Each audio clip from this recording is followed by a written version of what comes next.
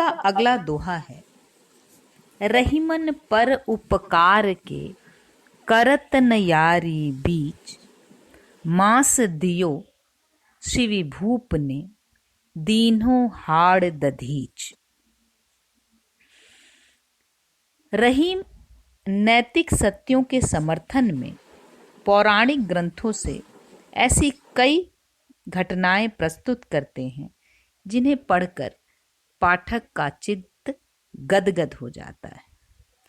उन्हें भारतीय सांस्कृतिक और पौराणिक परंपराओं का गहन ज्ञान था, संस्कृत की कथाओं का गहन ज्ञान था और उन कथाओं के भीतर छिपे हुए सत्य को वे अपने समय के जनता तक विभिन्न प्रकार से पहुंचाते थे।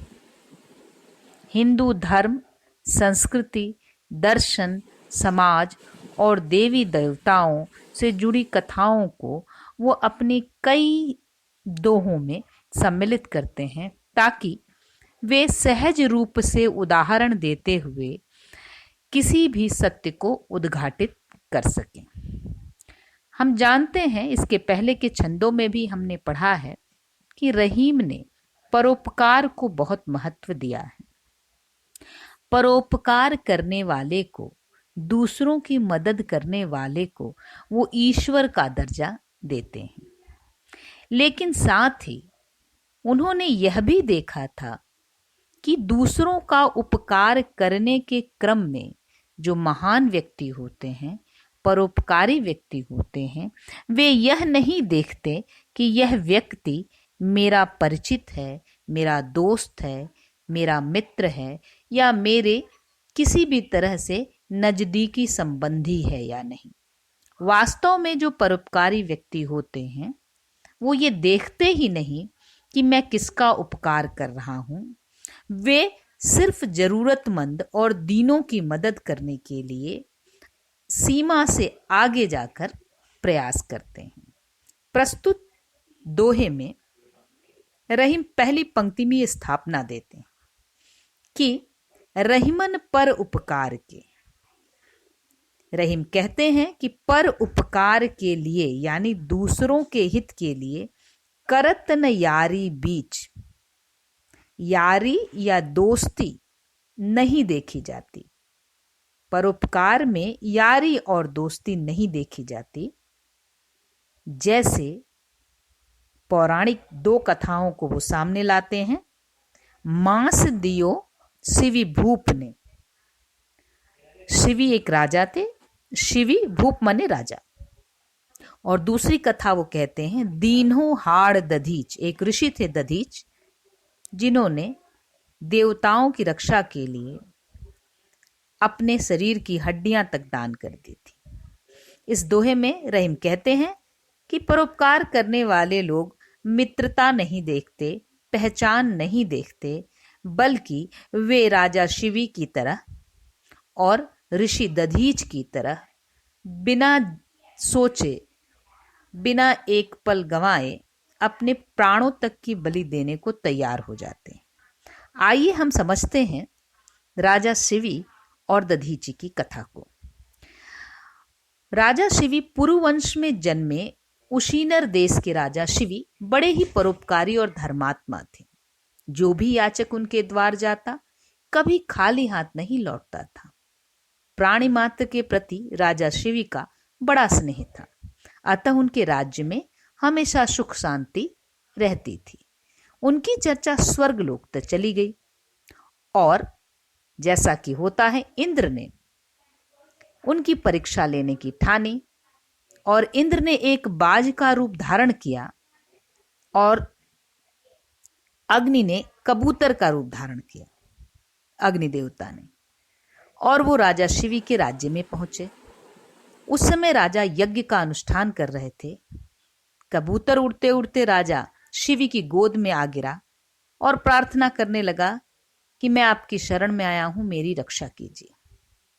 थोड़ी ही देर बाद कबूतर के पीछे पीछे इंद्र बाज के रूप में वहां पहुंचे और उससे कहा कि यह मेरा शिकार है, मुझे दे दो, मैं भूखा हूं, मुझे इसे खाना है। दूसरी ओर कबूतर लगातार प्रार्थना करता रहा राजा शिवी से कि आप मेरी रक्षा कीजिए, मैं आपकी शरण में आया हूं। राजा शिवी ने कहा, शरण में आए किसी व्यक्ति की रक्षा करना मेरा कर्तव्य है। इसके बदले में हे बाज, तुम्हें जो चाहिए खाने के लिए मांग लो, मैं तुम्हें देने को तैयार हूं। लेकिन बाज ने भी जिद पकड़ी थी कि उसे कबूतर ही चाहिए। राजा शिवी ने कहा कि मैं यह कबूतर तुम्हें नहीं दे सकता। तब बाज बोला, ठीक है राजन, यदि आपका इस कबूतर के प्रति इतना ही प्रेम है तो मुझे ठीक इसके बराबर तौलकर अपना मांस दे दीजिए, जिससे मैं अपनी क्षुधा शांत कर सकूं। राजा शिवी प्रसन्न हुए और कहा, आप जितना चाहें उतना मेरा मांस ले लीजिए, लेकिन इस कबूतर को छोड़ दीजिए। उसी समय एक तराजू पर एक पलड़े में कबूतर को रखा गया और दूसरे पलड़े में राजा शिवी अपने शरीर का मांस काटकर रखने लगे। किंतु यह तो परीक्षा थी। राजा शिवी उस पलड़े पे मांस रखते जाते, किंतु कबूतर का वजन उससे ज्यादा ही रहता। अंत में राजा शिवी जाकर पूरी तरह से उस तराजू पर बैठ गए और कहा कि तुम मुझे पूरा का पूरा खा लो, लेकिन इस कबूतर को छोड़ दो। इस प्रकार तत्क्षण इंद्र वहां प्रकट हो गए और उन्होंने कहा कि हे राजा शिवी, मैंने जैसा आपके बारे में सुना था वही सत्य है। आपके जैसा धर्मपरायण और त्यागी मैंने नहीं देखा। यह कथा रहीम इसलिए उद्धृत कर रहे हैं कि राजा शिवी ने किसी परिचित के लिए नहीं, बल्कि एक अनजान पक्षी के लिए अपने प्राण तक देने की तैयारी कर ली थी। दूसरी कथा दधीचि की कथा है, जो संभवतः आप लोगों ने पहले सुनी हो। कहा जाता है कि इंद्रलोक में एक बार वृत्रासुर नाम का एक राक्षस था और उसने स्वर्ग पर आक्रमण कर दिया, देवताओं को वहां से निकाल दिया और देवता भटकते भटकते ब्रह्मा के पास गए। ब्रह्मा ने कहा कि एक ही उपाय है वृत्रासुर को मारने का।